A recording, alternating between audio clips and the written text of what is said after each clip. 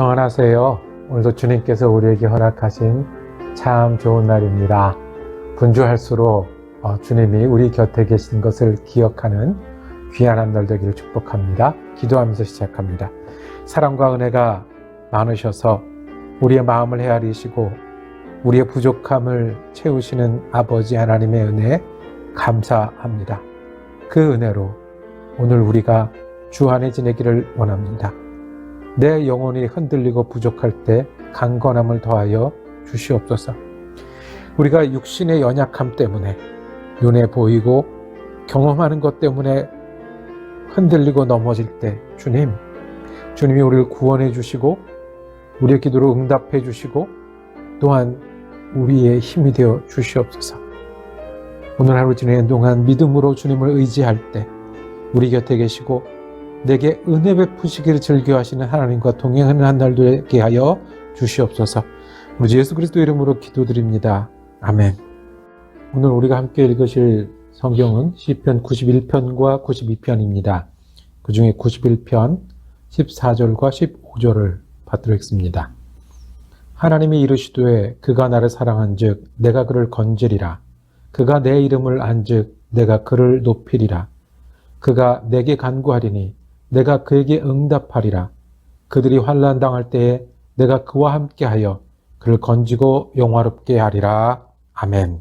함께 읽으신 말씀을 중심으로 내가 의뢰하는 하나님이라고 제목을 정하고 은혜 나누기를 원합니다. 여러분들은 하나님을 어떻게 사랑하십니까? 성경은 우리가 하나님께 사랑을 받을 뿐만 아니라 하나님을 사랑하는 존재로 전해주십니다. 하나님을 사랑하는 게 어떤 걸까요? 하나님을 안다는 것. 하나님을 알고 믿고 살아간다는 게 어떤 걸까요? 오늘 시편은 우리에게 귀한 자리로 인도하시는데 하나님 사랑하기 그리고 하나님 알기로 인도하십니다. 자, 아버지란 분들이 있습니다. 아버지가 자녀들과 함께 살아갈 때 여러 이름을 갖습니다. 자녀들이 어릴 때는 품에 안기도 하고 업기도 하고 지키기도 합니다. 그래서 실은 아버지는 자녀들에게 보호자입니다. 자녀들에게 가르쳐 주기도 하고 훈련시키기도 합니다. 그래서 아버지는 자녀들의 교육자입니다. 뿐만 아니라 자녀들을 부양하고 자녀들이 성장하기까지 지원하는 일을 합니다. 그러면 지원자요, 부양자입니다. 자녀들이 성장한 다음에도 지켜보고 또 이야기도 하고 관계를 통해서 응원하기도 하고 또 지도도 합니다. 그래서 응원자기도 하고 고문이나 그런 역할입니다. 아버지는 이 모든 이름이 통하는 분들입니다. 왜요? 한 가지 이유가 있습니다.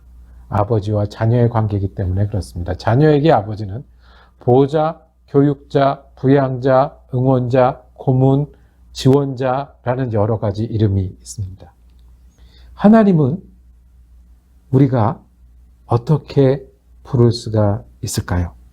오늘 읽은 말씀 14절에 보면 하나님이 건지시리라고 말씀했습니다. 왜 건지냐면 그가 나를 사랑하기 때문에 건진다는 겁니다. 아버지가 자녀에게 보호자가 되고 지원자가 되는 것처럼 그 이유는 아주 분명하고 간단합니다.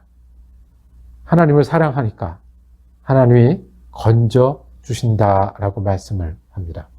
하나님을 사랑하는 게 어떤 것이겠습니까? 오늘 91편 시편에는 여러 번 반복되는 표현이 있는데 그것은 하나님을 사랑해서 뭔가를 하는 게 아니라 하나님을 사랑해서 하나님을 의지하는 사람입니다. 4절에 보면 그가 그러니까 하나님이 너를 그의 깃으로 덮으시리니 이 새 모양이 이렇게 떠오르죠. 내가 그의 날개 아래 피하리로다 그랬어요. 하나님을 사랑한다는 것은 하나님의 날개 아래 피하는 일입니다. 다른 곳으로 가는 게 아니라 하나님 날개 아래 피하는 게 하나님을 사랑하는 겁니다. 자기를 믿고 자기 길로 가는 게 아니라 하나님 날개 아래 내가 병이 있고 두려움이 있고 실패가 있고 또 환난이 있을 때 하나님 날개 아래 피하는 것이 하나님을 사랑하는 겁니다. 왜냐하면 하나님은 하나님께 피하는 자를 덮으시는 분이시거든요. 우리가 하나님을 의뢰하는 것은 하나님 사랑하는 일입니다. 여러분들은 하나님을 사랑하십니까? 사랑하는 게 어떻게 나타납니까? 여러분들이 어디에 있든지 무엇을 하든지 하나님은 피할 만한 날개를 가지신 분이시니 내가 하나님께 피하는 사람은 세상이 아니라 나 혼자가 아니라 하나님께 피하는 사람이 하나님을 사랑하는 사람이고 하나님을 사랑하는 사람은 건지신다고 말씀하셨습니다. 그가 내 이름을 안즉 그를 높이리라 라고 14절 말씀 이어집니다. 하나님의 이름을 어떻게 압니까? 91편이 찬송가잖아요. 그러면 2절에 이런 말씀 있습니다. 나는 여호와를 향하여 말하기를 그는 나는 피난처시요 요새시요 의뢰하는 하나님이라 하시네. 시편 기자는 하나님의 이름을 피난처라고 부릅니다. 요새라고 부릅니다. 내가 의뢰하는 분이라고 부릅니다. 그런데 이름을 안즉 어떻게 한다고요? 높인다라고 말씀합니다. 하나님의 이름이 피난처라고 말씀하십니다. 하나님이 어떠한 위험에도 우리를 지켜주시는 요새라고 말씀합니다. 세상이나 아니면 시절이나 돈이나 힘이 아니라 흔들리지 않는 의뢰, 이것이 하나님을 아는 거예요.